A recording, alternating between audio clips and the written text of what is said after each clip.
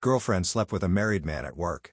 So I've, 23M, recently started dating my coworker 24F, at my job we'll call her Leah. We started dating around early February this year and things between us have been great to say the least. Near the very beginning of our relationship, I would say, when we were discussing about being committed to each other, GF/BF, she wanted to lay out some of the things she's done in her past or still feels guilty about.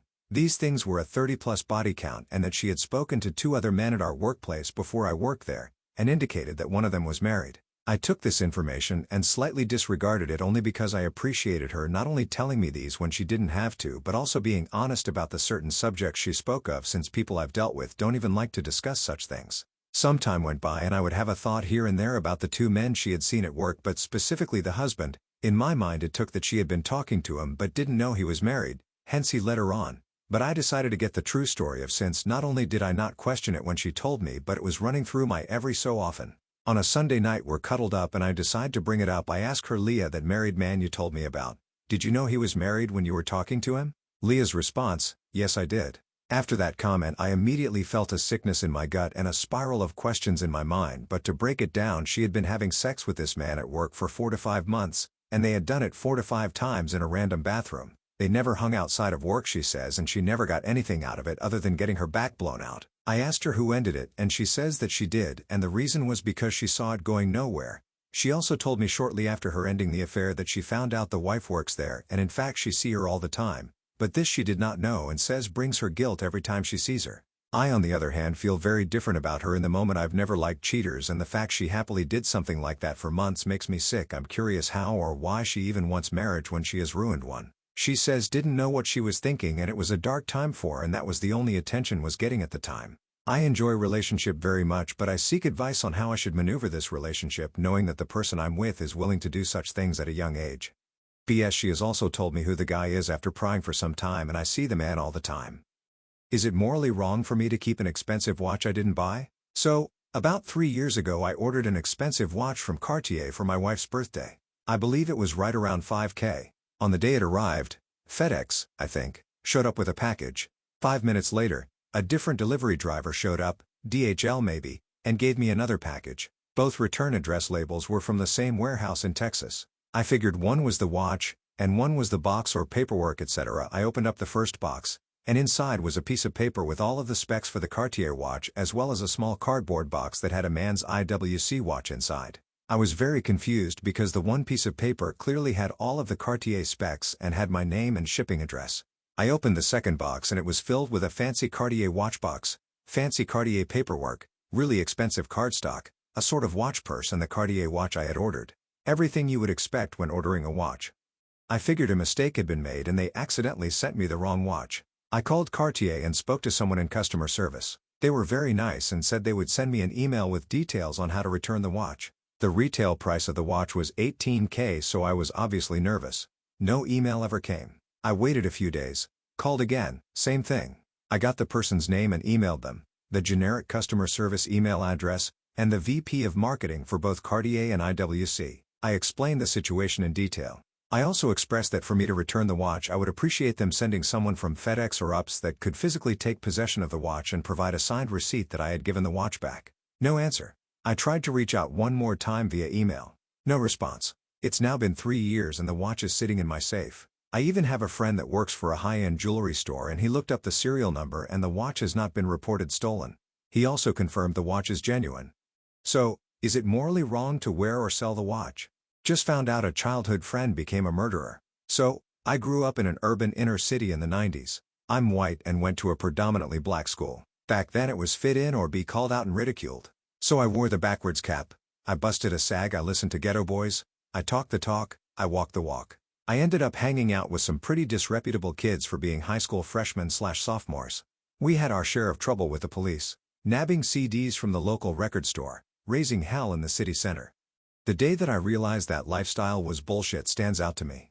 Me and my friends were cutting class, hanging out in the park behind our school. Our local celebrity serial killer, a young black man, was in the news after a decade since he'd killed several families, and one of our crew was going on about how he emulated him.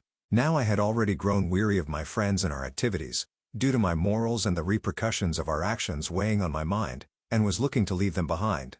But this kid hit a nerve and woke me up. Forget the fact he was talking up a serial killer and looking to follow in his footsteps, praising his actions for being badass, but one of the families this killer took were family friends of my aunt a few towns over. I had seen the results of such horror. Again, not that it mattered who they were, it just made it that much disturbing, more real.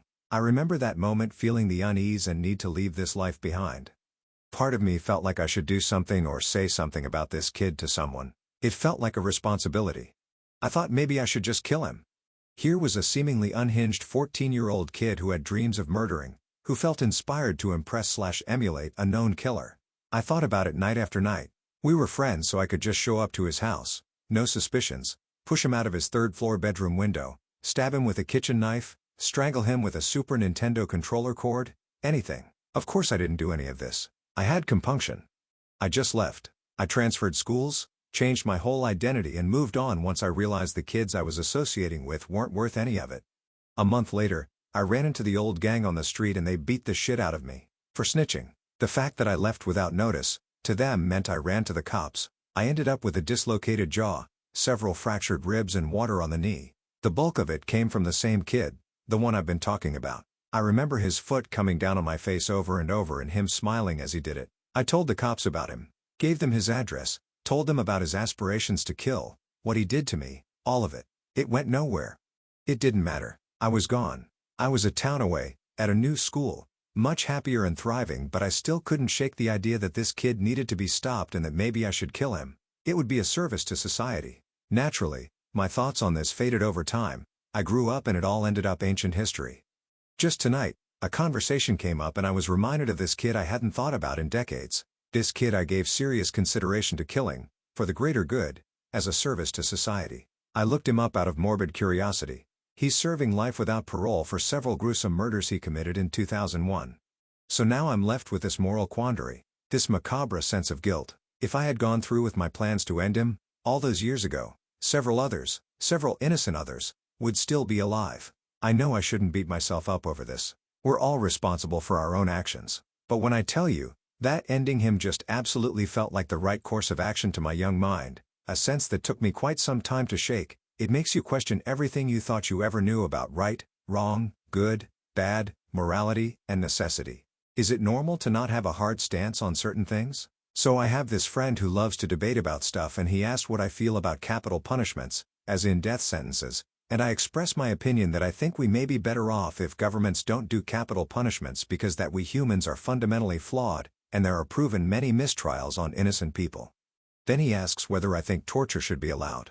I answered that torture is likely to be ineffective at extracting info, in many cases very cruel. However, there are fringe cases where torture may be permitted. For example, if a bomb is about to set off in 1 hour and you need some kind of info from the terrorist you captured. However, the info is still likely to be inaccurate. My main point is that we should not outright get rid of torture, but if we live in a perfect world, torture would have never existed. He then says that I have conflicting beliefs and that I don't have a moral principle because somehow my two opinions are conflicting with each other. I tried asking about how he thinks on these topics, but he never gives me an answer. The thing is, I think my moral principle is that nothing should ever be held as certain or the absolute truth. The world is not in black and white after all. However, this does come off as having no stance at all. Is it normal to think this way? My male best friend loves me. I love him back, but my best friend slept with years ago. Am I a bad friend or wrong if we date? Quick story time. Need opinions. My male best friend Jason just told me he's in love with me. I never saw him that way before, but I realized how close we've gotten, how happy he makes me, and that we have great chemistry, and I think he might actually be my person. He makes me so happy and wants to spoil me and travel together. For context, Jason and I met in college and we have a mutual friend Drew, who I had an emotional situationship with back then. Drew loved me, but he was a liar, a narcissist, and still involved with his ex. It was never serious, just emotional/sexual chaos. Drew and I no longer speak. Drew and Jason are still friends. After college, my middle school best friend Amy visited for homecoming and hooked up with Jason. Then they hooked up again during a group trip for my birthday. Jason, Drew, Amy, and I all went. Amy always said she had zero feelings for Jason and it was just casual. They never spoke again after that, and this was over 5 years ago. He is from a different state than we are, different region in the country. When I realized I had feelings for Jason, I went straight to Amy and was honest. I told her how I felt and asked how she felt about it. On the phone, she said she didn't care and even admitted this kind of thing happens with best friends. But now she's texting me furious, saying it's weird, our friendship won't be the same, I'm choosing him over her. She said she looks goofy now, and I'm effed up. She also said she held me to higher standards and was upset it sounded like I made my decision and didn't think at all. That I know her history with other women? Other acquaintances she has had like from work actually slept with men she had deep feelings for and dated. This is not the same I expressed to her. So, am I wrong for this? Am I a bad friend? We're 29 now. Is this worth all the drama? Honest opinions please. A week following our conversation about it was my birthday and she did not wish me a happy birthday. We always celebrate each other's birthday. Been friends for over 14 years. Abortions and relationships. Once agreed upon then backs out. My BF and I got pregnant while I was on birth control. Prior to getting pregnant we always said that if a pregnancy was to occur we would abort. He didn't want kids. So I said yes I'll abort. Fast forward like a year and a half later after we got back together from a breakup. I get pregnant. The pregnancy was complicated from the start. Once I heard the heartbeat I decided to keep the baby. He kept guilt-tripping me about the decision to keep the baby, saying I need to get an abortion. We had agreed before to get one if the situation was ever to happen. How if I got rid of it, he would marry me and we could have a planned wanted baby. He ordered abortion pills for me. Had me make abortion appointments and I would just walk out crying, couldn't do it. Had me hide the pregnancy. Was it morally wrong of me to keep my baby if he didn't want to be a father? Just because of a prior conversation where I had said I would. He always referred to my baby as an IT even though he knew the sex. He said he only wanted me not IT. He said I need to take accountability for ruining his life. I have apologized for changing my mind but said I don't regret keeping my baby. His friends say I'm fucked up for having a baby. My friends say he is the asshole. So who is morally wrong here? I just thought I'd get some unbiased perspectives. My dad is going to die soon and I don't know if I should speak to him. I'm 16 years old, living in the UK. My dad left when I was 3, and went back to our home country instead of sticking around. He's a big addict. Alcohol, among other things that I'm not sure if I'm allowed to talk about here. He's never really been there. Grew up with him always blowing me off, and whenever he decided to call he wouldn't be sober and would spend the whole time completely out of it. The last time I saw him was in 2022. And he completely ditched me to go be with his new girlfriend when he promised we would spend a few days together. Contact since then has been on and off. He only ever reaches out when he's not sober and feels sorry for himself. Obviously he has many a health issue. A few years ago he went to hospital for a burst stomach vein. I put the dots together and realized his liver was failing too. He never told me, but he was literally yellow in all his pictures so it's not that hard to realize. December last year was my birthday. And he texted me the day after saying he was in hospital and he was sorry he didn't wish me a happy birthday. Since then, our only conversations have been me begging to know what's wrong with him and if it's serious, and him responding in really vague answers and avoiding the issue. My favorite answer is I just made too many mistakes in my life. I don't know his side of the family, so I can't ask them, and he has no friends, so I've been in the dark since December. Today he texted me saying he has liver cancer and 2 years left to live if treatment goes well and he gets a transplant. Thing is, treatment isn't free in my home country, and the survival rate of stage 1 liver cancer, and with a sober patient, is only 11%. I don't know what stage it is, but I do know he isn't sober, and he will never get sober. So I really don't think he has a lot of time left, considering 2 years is his time in the best possible scenario. I'm in a bit of a tricky situation now. I'm stuck between wanting to try and save our relationship with the time he has left, or just let him get on with it. It annoys me that his wake-up call only happened because he's about to die. But I don't want to miss out on the chance to have a dad. I genuinely don't know if I should cut ties or not. Is there anyone who's experienced something similar? I don't want to regret not speaking to him, but I don't want to get the ideal relationship just for him to die. If anyone has any advice I'd really appreciate it. I can't talk to anyone about this. How do you handle friends who you know were cheaters or are still doing so?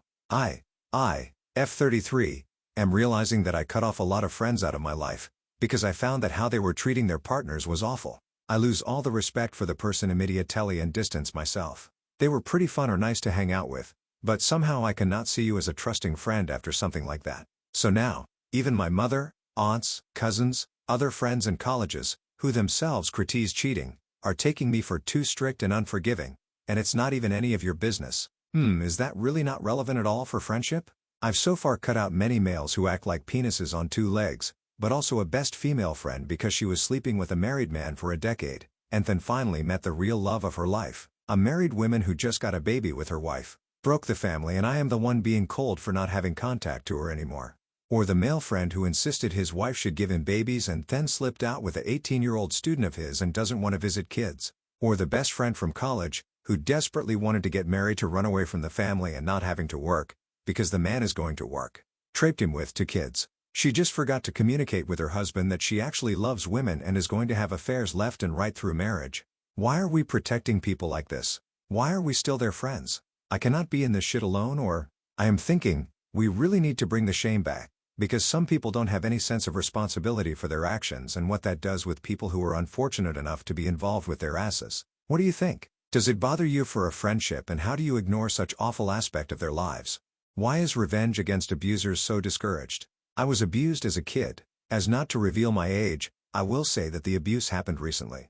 This ranged from beating/slapping, degrading, isolation, forced stripping, neglect, forced to raise/cook for siblings, being deprived of food, cameras in our room, where we changed/did teenage things, and generally other abusive/disciplinarian actions. Both, step/adoptive. It's weird, parents engaged in these activities, but one was more of the mastermind. This experience has left me with PTSD, diagnosed, BPD, likely, but not confirmed, and intense anxiety and depression. I struggle with violent outbursts, gladly against inanimate objects, and am constantly hoping someone tries to fight me so I can let my anger out. I am also intensely suicidal. I don't go a day without hoping to get mugged so I can just let the mugger shoot me, or thinking about purchasing a firearm to just end it all. I have 1 suicide attempt under my belt, and a slew of burns on my arm from self-harm.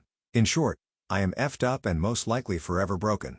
The dilemma here is how bullshit the general response to revenge seems. It is always you're stooping to your level or it won't make you feel better. Those seem like cop-out answers, ones used by people terrified to act in their lives and would rather complain on social media.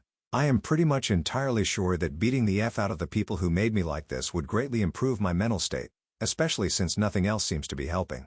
I still am spiraling.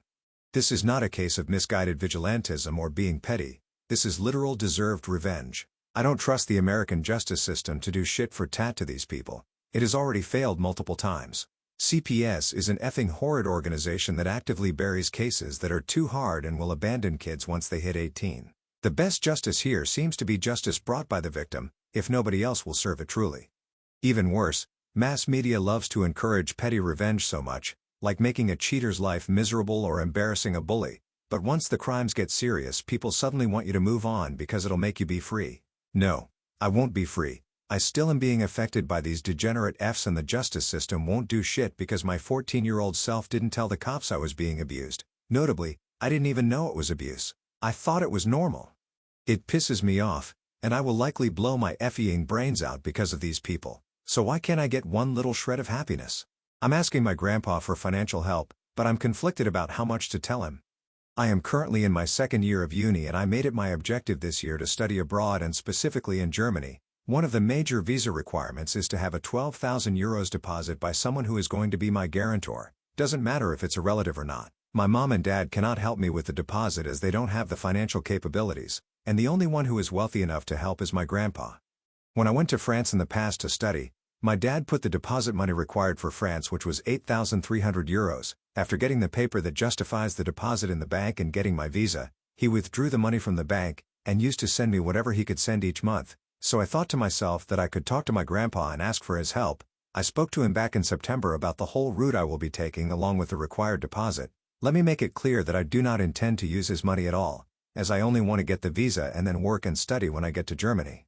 I could tell that Grandpa wasn't really a fan of the idea that there will be a huge amount of money dedicated to me, as he was asking me more specifically about the money, and if it's ever going to be used, rather than my academical path and what I intend to do there. But I gotta okay, we'll see about that type of answer at least.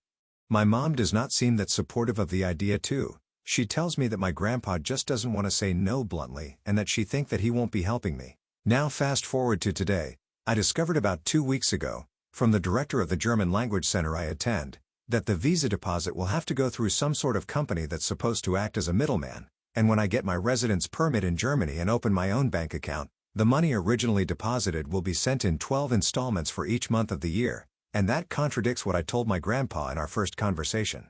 Now I haven't given him any updates, and when I heard this I thought that I will get his installments, save them up, look for a job and pay for myself through the job salary, and when the year passes I'll have the whole deposit ready and give it back to him. Again, the idea is that I don't intend on using the money at all, but I'm sure that there is a 99% chance he'll refuse when I tell him that the money will be taken even with the solution I have. Should I keep acting clueless to these news and proceed with his plan, or do I update him? I have been told to keep acting clueless, but I find that to be too unethical because then he'll get mad at me and so will my whole mom's side of the family. What do you guys think is the right approach?